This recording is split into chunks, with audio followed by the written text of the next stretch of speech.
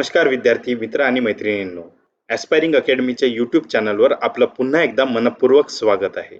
आज आपण वर्ग 6 चा 1.7 आर यू DIY किट हा लेसन शिकणार आहोत. तत्पूर्वी आपण अजूनही यूट्यूब चॅनलला सबस्क्राईब केलं नसेल तर आपणास विनंती आहे की आपण यूट्यूब चॅनल नक्की सबस्क्राईब करावं. यूट्यूब चॅनल सबस्क्राईब करणे हे अगदी मोफत असते. त्यामुळे आपणास विनंती आहे की आपण ते नक्की सबस्क्राईब करावं आणि बाजूचं बेल आयकॉन सुद्धा प्रेस करावं. मुलांनो, आपण लहानपणी अनुभवला असणार, आपली सगळी कामे आपली आई वडील हे करत होते.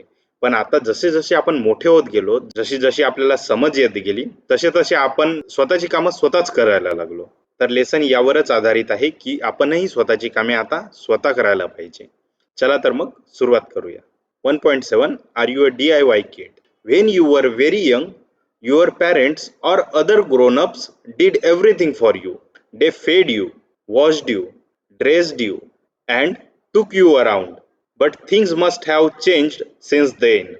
Now that you are nearly 11, you must have learned to do many things all by yourself. Now you are a do-it-yourself DIY kid, right? Here's a list of some things an 11-year-old child should be able to do. And never mind, if you can't do some of these things as 8, there's a whole year for you to learn these things. You will enjoy them. So let's begin our count. बघा, या लेसनच्या सुरुवातीला सांगितलेलं आहे की आपण ज्यावेळी young होतो म्हणजेच छोटे होतो त्यावेळी आपले पॅरेंट्स म्हणजेच पालक आणि अदर ग्रोनअप्स म्हणजे मोठी वडीलधारी माणसे आपल्यासाठी सगळी कामे करत होती.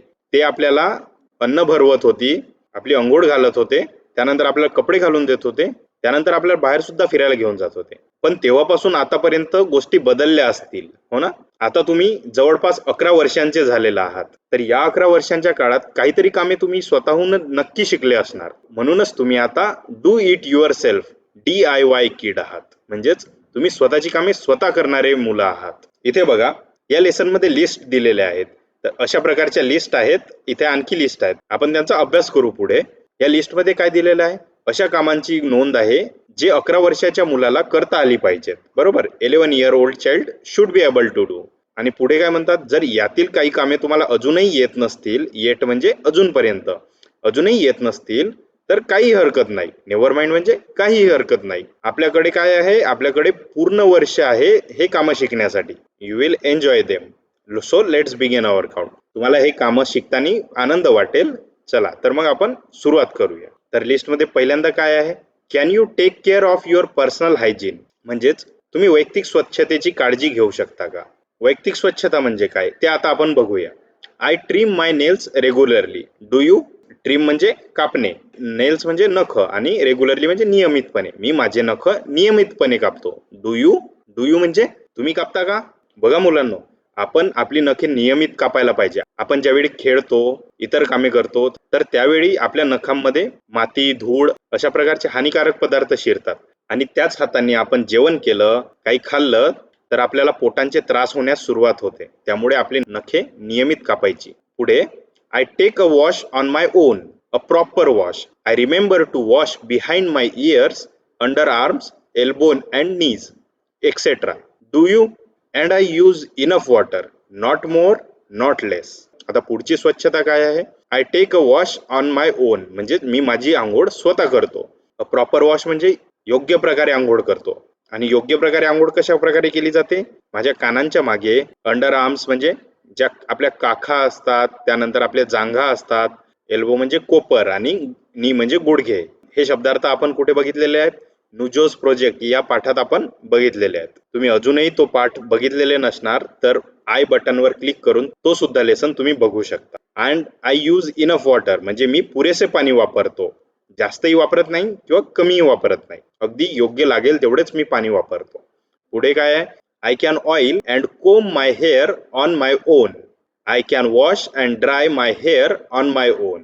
म्हणजेच आधी काय करतो आपण? आपण आधी केस धुतो, त्यानंतर आपण केसांना नीट वाळवतो, त्यानंतर आपण केसांना तेल लावतो आणि त्यानंतर केस विंचरतो. तेही आपण स्वतः करतो.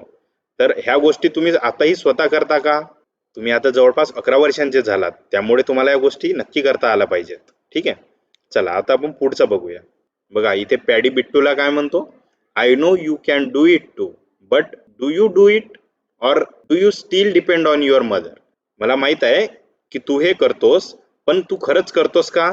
की अजूनही तू या कामांसाठी तुझ्या आईवर अवलंबून आहेस? त्यामुळे तुम्ही सुद्धा तुमच्या वैयक्तिक स्वच्छतेची काळजी तुम्ही स्वतःच घेतली पाहिजे. यासाठी यापुढे आपल्या आईवर किंवा बाबांवर अवलंबून राहायचं नाही. त्यानंतर पुढे बघूया. Do you take care of your clothes? I can even wash my own clothes when necessary. I wash my undergarments every day. म्हणजेच जेव्हाही गरज असेल तेव्हा मी माझे कपडे स्वतः धुतो. माझे जे अंतर्वस्त्र आहेत ते मी दररोज धुतो. I don't stack up used and soiled clothes. I put them in the washing bucket on time. I brush or scrub the soil parts with the soap before I add them to the washing pile. म्हणजेच मी माझे वापरलेल्या आणि जे मळकट कपडे आहेत, soiled clothes म्हणजे मळके कपडे, तर असे कपडे मी त्यांचा ढीग बनवून ठेवत नाही. स्टॅकअप म्हणजे ढिगारा बनवून ठेवणे. काही काही मुलांची सवय असते की वापरलेले कपडे येतात आणि तसेच त्यांच्या खुर्चीवर किंवा कपाटात ढिगारे बनवून ठेवतात. तर तसं ढीग रचायचं नाहीये. तर काय करायचं? I put them in the washing bucket on time. तर वेळेतच त्यांना धुण्याची बाल्टी असते त्यामध्ये टाकायचं आहे. जो कपडे धुण्याचा ढीग असतो त्याला वॉशिंग पाईल म्हणतात. तर त्या वॉशिंग पाईल मध्ये टाकण्याआधी आपण काय करू? थोडी साबण लावून जो ही मडका भाग आहे त्याला आपण ब्रशनी घासू किंवा हातानेच स्क्रब करू. अशा प्रकारे मळ लवकर निघून जाईल. I can hang the clothes neatly without creases to dry on the clothes line. जी कपडे वाळू टाकण्याची दोरी असते त्यावर आपण कपडे वाळू टाकतो. तेही कसे वाळू टाकू? नीटली म्हणजेच अगदी योग्य प्रकारे आणि घड्या न पडू देता आपण कपडे वाळू टाकू. I can fold all clothes neatly. अगदी योग्य प्रकारे जेही कपडे वाळतील त्यांची आपण घडी करू. हे बघा, ही कोण आहे? उड्या मारणारी कुक्कू. आणि ही कोण आहे? तारा. तारा काय म्हणते कुक्कूला? You too can do all this. Have you tried? म्हणजे तुमच्या कपड्यांची निगा राखणे हे सुद्धा तू करू शकतेस, पण तू कधी प्रयत्न केली आहे का? अशी तारा ही कुक्कूला म्हणते. तर तुम्ही सुद्धा आपल्या वैयक्तिक स्वच्छतेबरोबरच आपल्या कपड्यांची निगा राखायला सुद्धा शिकले पाहिजेत. त्यानंतर इथे बघा, तर आपण ज्याही ऍक्शन दररोज करतो त्या इथे दिलेल्या आहेत. पहिल्यांदा काय दिलेलं आहे? Can you swim? स्विम म्हणजे पोहणे. तुम्ही पोहू शकता का? I can swim in a swimming pool. I can swim in a well. I am going to learn free style swimming this year. म्हणजेच मी स्विमिंग पूलमध्ये म्हणजे जो जलतरण तलाव असतो त्यात पोहू शकतो. मी एका विहिरीत सुद्धा पोहू शकतो. वेल म्हणजे विहीर. त्यानंतर मी यावर्षी फ्री स्टाईल स्विमिंग शिकणार आहे. फ्री स्टाईल हा स्विमिंगचा एक प्रकार आहे. स्विमिंगच्या प्रकाराबद्दल आणि या खेळाबद्दल तुम्ही माहिती गुगलवर नक्की सर्च करा. तसेच अमेरिकेच्या मायकल फेल्प्सला स्विमिंगचा अविरत बादशाह म्हटले जाते.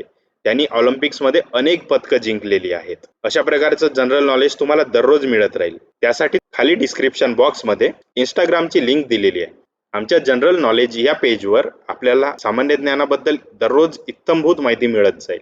तर आपणास विनंती आहे की जर आपण इंस्टाग्राम वापरत असाल तर या पेजला नक्की भेट द्या आणि फॉलो करा. पुढे can you ride a bicycle? म्हणजेच तुम्ही सायकल चालवू शकता का?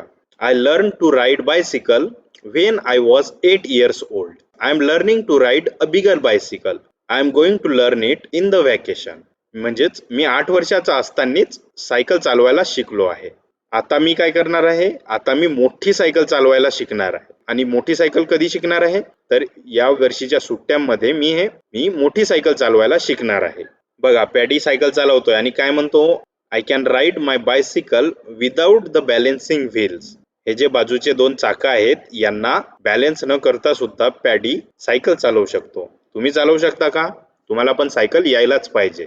आता आपण पुढची लिस्ट बघू. You should care for at least 1 plant.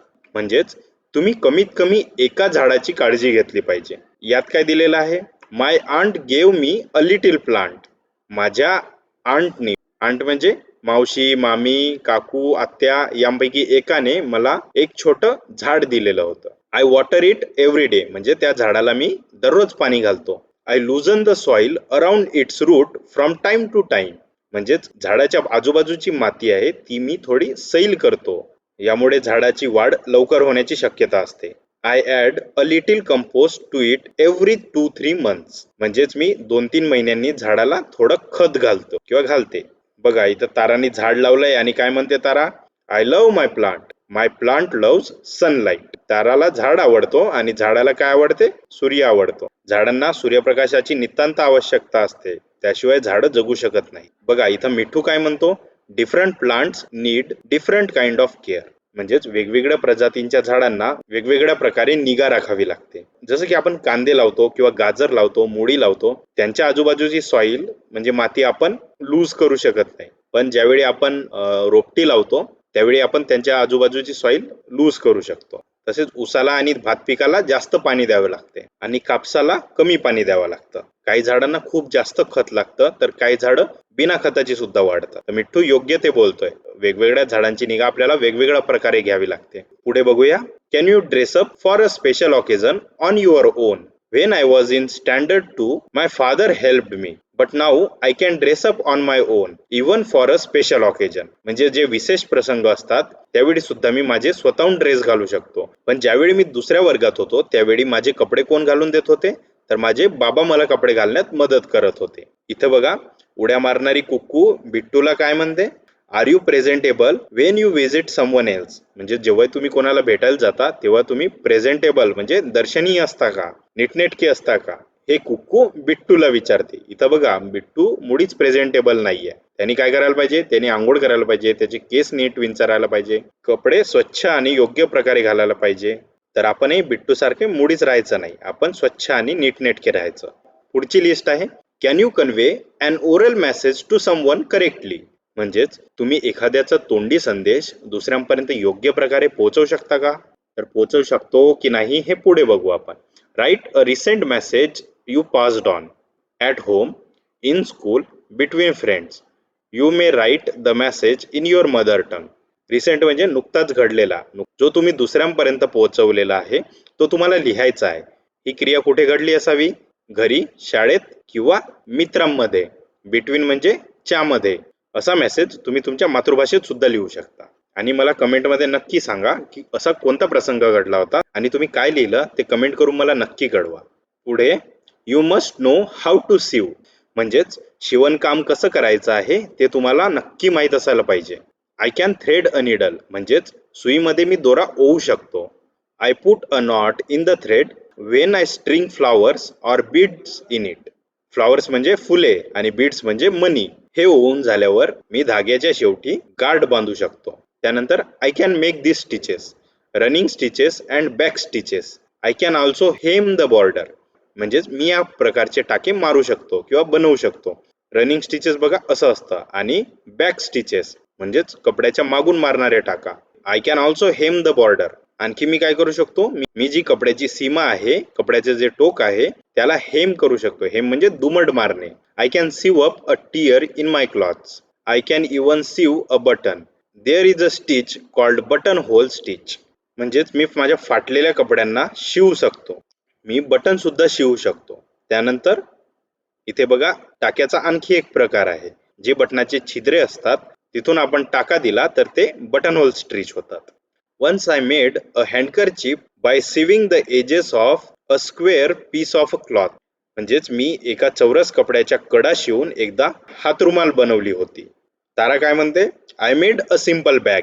म्हणजे ताराने बघा एक छोटी सिंपल बॅग तिने स्वतः बनवलेली आहे. तर तुम्ही सुद्धा आपल्या वडीलधारी व्यक्तींच्या निगराणीखाली शिवणकाम शिकायलाच पाहिजे. पुढे बघू. I love to help in the kitchen. म्हणजेच मला स्वयंपाकघरात मदत करण्यास आवडते. स्वयंपाकघरात काम करणे हे फक्त आईचंच काम नाहीये, तर आपण सगळे मिळून आईला मदत करू शकतो. I clean or wash fruits and vegetable. म्हणजेच मी फळं आणि भाज्या योग्य प्रकारे धुतो. I can peel cucumber. म्हणजेच मी काकडीची साल काढतो. क्युक्युंबर म्हणजे काकडी. इथं बघा, पॅडी क्युक्युंबरची साल काढतोय. त्यानंतर कुक्कू आणि मिया बघा काय करताय? I help my mother in cleaning grains and serials. म्हणजेच अन्न आणि अन्नधान्य स्वच्छ करण्यात मी माझ्या आईला मदत करते. कोण म्हणते अशी? कुक्कू म्हणते. पुढे, I like sifting grain and flour. म्हणजे मला ग्रेन म्हणजे अन्नधान्य आणि फ्लोअर म्हणजे पीठ चाळायला आवडतं किंवा गाळायला आवडतं. सिफ्टिंग म्हणजे चाळणे किंवा गाळणे. पुढे पॅडी काय करतो? I am good at slicing, cutting or chopping fruits and vegetable. म्हणजेच मी फळांचे आणि भाज्यांचे योग्य प्रकारे चकत्या करतो, त्यांना कापतो आणि त्यांचे तुकडे करतो. इथं बिट्टू काय करतोय? I love to shell and eat peas and green grams. I can shell beans and peanut. म्हणजेच मला वटाणे आणि हिरवे चणे यांची टरफल काढायला आवडते आणि काय करायला आवडते, लपून छुपून खायला सुद्धा आवडते. I can shell bean and peanuts, म्हणजेच मी शेंगा आणि भुईमुगाच्या शेंगा, शेंगदाण्याच्या शेंगा असतात, त्यांची सुद्धा मी टरफल काढू शकतो. पुढे पॅडीला काय करायला आवडतं, I can prepare a few simple dishes, salads, peanut laddoo. म्हणजेच पॅडी काही सिंपल पदार्थ जसे की सॅलड म्हणजे जे सलाद असतं आणि जे शेंगदाण्याचे लाडू आहेत ते पॅडी योग्य प्रकारे बनवू शकतो. त्यानंतर बिट्टू इथं काय करतो, it's fun to churn and at the end you get butter milk. म्हणजे लोणी घुसळायला मजा येते आणि शेवटी काय मिळतं आपल्याला, शेवटी आपल्याला ताक मिळतो. बघा इथं मिया सुद्धा ताक बनवण्याची वाट बघतीये. बघा पुढे तारा काय म्हणते, it's not so easy to make a dough and roll out puris or chapati. पीठ मळून एक डो बनवणे आणि त्याच्या पुऱ्या किंवा पोळ्या लाटणे हे सोपं काम नाही आहे, असं तारा म्हणते. मुलांनो, आज तुम्ही एक काम करायचं आहे, आज रात्री जी शेवटची पोळी असणार आहे ती तुम्ही बनवायची आहे आणि कमेंट करून मला नक्की सांगा की तुमची पोळी योग्य प्रकारे गोल झाली की नाही ते. पुढे टोटो काय म्हणतो, मेकिंग भाकरी इज अ स्किल्ड जॉब. म्हणजे भाकरी बनवणे हा एक अतिशय कुशल काम आहे. बघा टोटोला काय आवडतं, टोटोला भाकरी आवडते आणि मियाला ताक आवडतं. पुढची लिस्ट बघूया. Do you answer the phone politely in Marathi or English and take down a message when necessary. म्हणजेच तुम्ही जेव्हा फोन उचलता त्यावेळी मराठीतून किंवा इंग्रजीतून नम्रपणे उत्तर देता का, आणि जेव्हाही गरज असेल तेव्हा पुढच्यांनी दिलेला संदेश तुम्ही लिहिता का. बघा मुलांनो, जेव्हाही आपण फोन उचलतो त्यावेळी अतिशय नम्रपणे हॅलो म्हणणं किंवा नमस्ते म्हणणं हे आपलं काम आहे. तर कसं बोलू आपण, hello aunty, this is Bitto, mother is not at home, do you have any message for her. म्हणजेच काय म्हणतो बिट्टू, हॅलो आंटी, मी बिट्टू आहे, आई घरी नाही आहे, तुम्हाला त्यांना काही मेसेज द्यायचा आहे का. पुढे hello uncle, how are you, I am giving the phone to grandpa, okay then, see you, bye bye. Hello uncle, तुम्ही कसे आहात, मी माझ्या आजोबांना फोन देतोय, ठीक आहे तर मग भेटू पुन्हा, टाटा. अशा प्रकारे नम्रपणे उत्तर देणे अतिशय महत्वाचे आहे, यातून आपली नम्रता दिसून येते. पुढे you must learn to be a smart consumer. म्हणजे तुम्हाला एक हुशार ग्राहक कसे बनायचे हे शिकावं लागेल. कन्झ्युमर म्हणजे ग्राहक. जेव्हा आपण दुकानात काही घ्यायला जातो तर आपण कन्झ्युमर बनतो, ग्राहक बनतो. I always check the product I am buying. म्हणजेच मी जी ही वस्तू घेतो ती आधीच तपासून बघतो. I make sure that price is right. म्हणजे मी खात्री करतो की किंमत ही योग्य आहे. I always pay the right amount. म्हणजेच मी बरोबर किंमत अदा करतो. I do mental arithmetic or simple calculation before I pay the shopkeeper. This is why I am able to collect the correct change. म्हणजेच दुकानदाराला पैसे देण्याआधी मी माझ्या मनातच म्हणजे साधं अंकगणित करतो आणि त्यामुळेच मला दुकानदाराला योग्य सुटे पैसे देण्यास मदत होते. करेक्ट चेंज म्हणजे योग्य सुटे पैसे. मेंटल अर्थमॅटिक म्हणजे मनातल्या मनात अंकगणित करणे. अरिथमॅटिक म्हणजे अंकगणित. मेंटल अर्थमॅटिक म्हणजे मनातल्या मनात अंकगणित करणे. I carry the money safely and carefully. म्हणजेच जेही पैसे आहेत ते सुरक्षितपणे आणि काळजीपूर्वक नेतो. I remember to take proper containers. म्हणजेच मी योग्य ते डबे घेण्याची आठवण ठेवतो. I avoid plastic bags. म्हणजेच मी प्लास्टिकची पिशवी वापरण्याचे टाळतो. मुलांनो, आपण आजूबाजूला बघत असाल प्लास्टिकचा खूप जास्त प्रदूषण होत आहे. त्यामुळेच बाजाराला जाताना आपण आपल्या घरूनच कापडाची पिशवी घेऊन जाणे अनिवार्य आहे. मला आज वचन द्या की यापुढे जेव्हाही तुम्ही दुकानात किंवा बाजारात जाल तेव्हा दुकानदाराने दिलेली प्लास्टिकची पिशवी आपण नकाराल आणि काय म्हणाल की माझ्याकडे आधीच कापडी पिशवी आहे, तर काका किंवा काकू तुम्ही प्लास्टिकची पिशवी देऊ नका. तर इथे हा लेसन आपला संपलाय. मला आशा आहे की तुम्हाला हा लेसन आवडला असेल आणि समजला सुद्धा असेल. जर लेसन मध्ये काही तुम्हाला अडचणी आल्या असतील तर मला खाली कमेंटद्वारे नक्की कळवा आणि व्हिडिओ जर आवडला असेल तर व्हिडिओला नक्की लाईक करा.